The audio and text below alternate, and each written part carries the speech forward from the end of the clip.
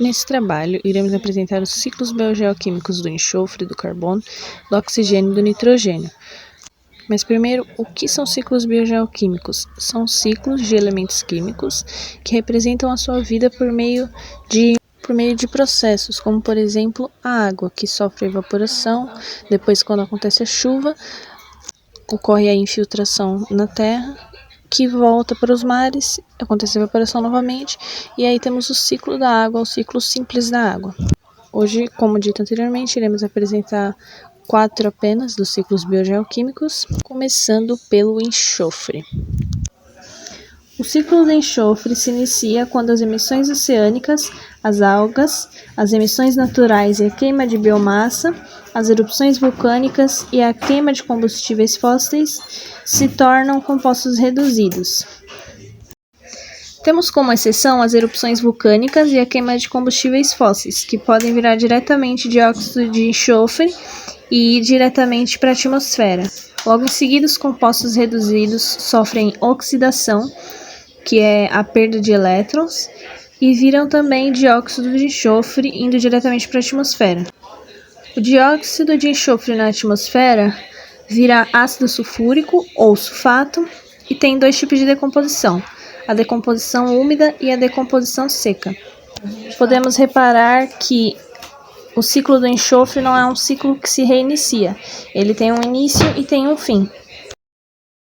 Carbono e oxigênio são muito semelhantes, correndo com operações inversas, mas em locais iguais, por isso eu deixei juntos para melhor compreensão. Começando com o carbono, ele começa como gás carbônico na atmosfera, que pode ser absorvido pelas plantas por meio da fotossíntese. Assim como as plantas, quando os animais morrem, eles também levam carbono para sua fossilização. Após a fotossíntese, quando os animais se alimentam das plantas, eles acabam absorvendo esse carbono e as plantas também levam o carbono junto com os fósseis que elas se tornarão futuramente. Uma curiosidade é que para descobrir a idade de um fóssil, se olha exatamente isso, a quantidade de carbono e o tipo de carbono que existe presente nesse fóssil. Quando se é queimado o combustível fóssil, novamente o gás carbônico é liberado na atmosfera. É possível notar também que outra forma do gás carbônico voltar para a Terra é por meio da respiração celular das células animais, ou seja, de nós humanos e dos animais. Falando agora do oxigênio, ele começa na atmosfera como gás oxigênio e vai para os animais por meio da respiração, a respiração das células animais. Também pode ser usado como congruente, ou seja, o ingrediente da combustão, usada para fazer a queima de combustíveis fósseis. Outra forma do oxigênio ser passado é por meio da alimentação. Quando os animais se alimentam das plantas, ele acaba absorvendo o oxigênio também. Diferente das células animais, as células vegetais são completamente o contrário.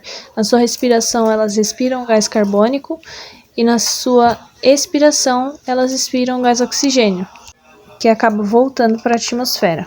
Podemos perceber que esse ciclo pode se repetir algumas vezes quando relacionamos o carbono e o oxigênio. 2 elementos químicos muito semelhantes, porém, ao mesmo tempo, muito diferentes.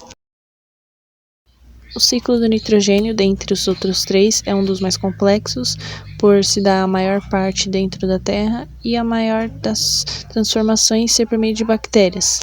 Começando na atmosfera, o nitrogênio fica como N2. Bactérias fixadoras retiram o nitrogênio diretamente da atmosfera, entrando na Terra por meio das leguminosas, como representado aqui por uma batata doce, logo se transformando em amônia, NH2. A amônia vira nitrito por meio do processo chamado nitrosação, com as bactérias nitrificadoras. E do nitrito para o nitrato acontece a nitratação, por meio de bactérias nitrificantes.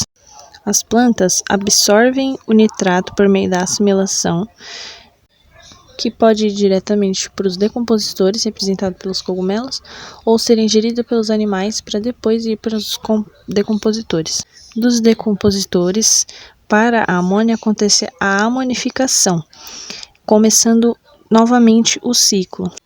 É possível perceber que existem 2 tipos de ciclo, quando o nitrato sofre uma desnitrificação e volta diretamente para a atmosfera. Esses são os ciclos biogeoquímicos do enxofre, do carbono, do oxigênio e do nitrogênio representados nesse pequeno vídeo.